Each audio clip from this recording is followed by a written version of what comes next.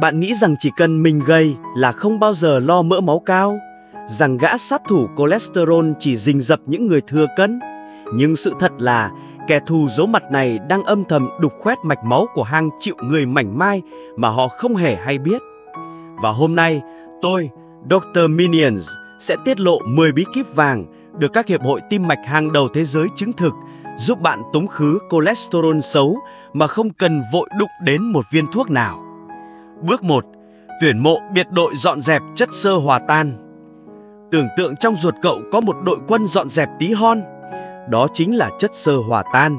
Chúng tạo thành một cái gel đặc ôm lấy cholesterol xấu và lôi tuột nó ra ngoài qua đường, cửa sau. Cực kỳ hiệu quả. Mỗi ngày chỉ cần 5 đến 10 gram thôi. Tuyển quân ở đâu?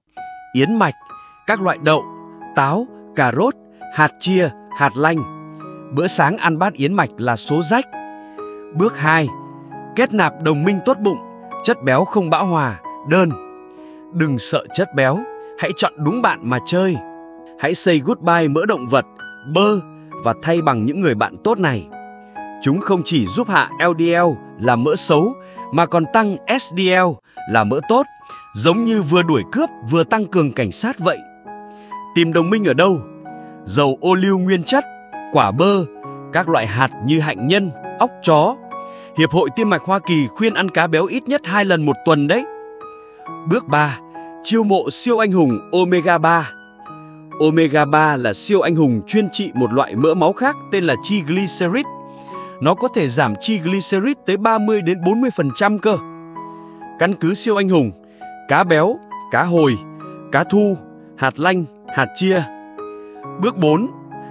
Truy nã kẻ phản diện số 1, chất béo chuyển hóa, trans fat. Đây là kẻ thù không đội trời chung. Hắn vừa tăng cholesterol xấu, vừa giảm cholesterol tốt. Cực kỳ nguy hiểm. Hắn thường ẩn náu trong các loại bánh ngọt công nghiệp, đồ chiên rán sẵn, bơ thực vật. Hãy lật nhãn sản phẩm lên, thấy chữ hydrogen hóa là né ngay vào luôn. Bước 5. Bắt cơ thể lao động, tập thể dục thường xuyên. Ngồi một chỗ là tạo điều kiện cho mỡ máu làm loạn. Vận động chính là cách dạy dỗ lại chúng. Chỉ cần 150 phút đi bộ nhanh hoặc 75 phút chạy bộ mỗi tuần là đủ để tăng SDL là anh tốt và giảm triglycerid. Lưu ý, kết hợp cả cardio là chạy, bơi và tập tạ thì hiệu quả còn nhân đôi. Bước 6. Nói không với khói thuốc. Hút thuốc giống như bạn tự tay phá hỏng đường ống nước nhà mình rồi rắc thêm rác vào vậy. Nó làm giảm SDL là mỡ tốt và làm tổn thương thành mạch, tạo điều kiện cho mảng bám hình thành nhanh hơn. Bỏ thuốc lá, SDL sẽ tăng trở lại. Bước 7. Xì hơi cho cơ thể, giảm cân. Với mỗi kg cân nặng bạn giảm được, chỉ số LDL sẽ giảm theo một chút. Nếu bạn đang thừa cân, chỉ cần giảm 5 đến 10% trọng lượng cơ thể thôi là các chỉ số mỡ máu đã cải thiện ngoạn mục rồi. Bước 8. Gia nhập Hội ăn lành mạnh Địa Trung Hải. Đây là chế độ ăn được cả thế giới công nhận là tốt nhất cho tim mạch. Cứ tưởng tượng một bữa ăn đầy màu sắc với rau củ, trái cây, ngũ cốc nguyên hạt, cá và dầu ô liu, ít thịt đỏ, ít đồ ngọt, vừa ngon miệng lại khỏe mạnh. Bước 9. Dùng vũ khí bí mật, sterol và stanol thực vật. Hai chất này có cấu trúc giống hệt cholesterol. Khi vào ruột, chúng sẽ giả dạng và tranh giành vị trí hấp thu với cholesterol thật, khiến cholesterol thật bị đẩy ra ngoài. Tiêu thụ 1,5 đến 3 gram mỗi ngày có thể giảm LDL từ 5 đến 15%. Tìm ở đâu?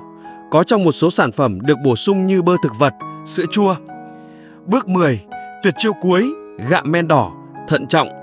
Gạo men đỏ có chứa monocolin K, một chất có cấu trúc y hệt statin, là hoạt chất trong thuốc giảm mỡ máu. Vậy là bạn đã có cả một kho vũ khí tự nhiên để chiến đấu với cholesterol xấu. Vấn đề không phải là loại bỏ một món ăn, mà là xây dựng cả một lối sống lành mạnh. Hãy nhớ mục tiêu của chúng ta theo các chuyên gia đầu ngành. Người bình thường, LDL nên dưới 100mg trên decilit. Người có bệnh tim mạch, LDL phải dưới 70mg trên decilit.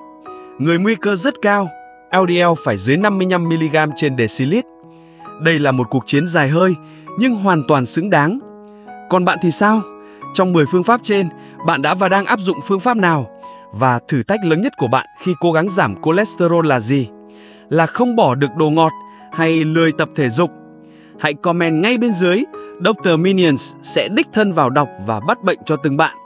Đừng quên chia sẻ video này cho những người bạn yêu quý nhé!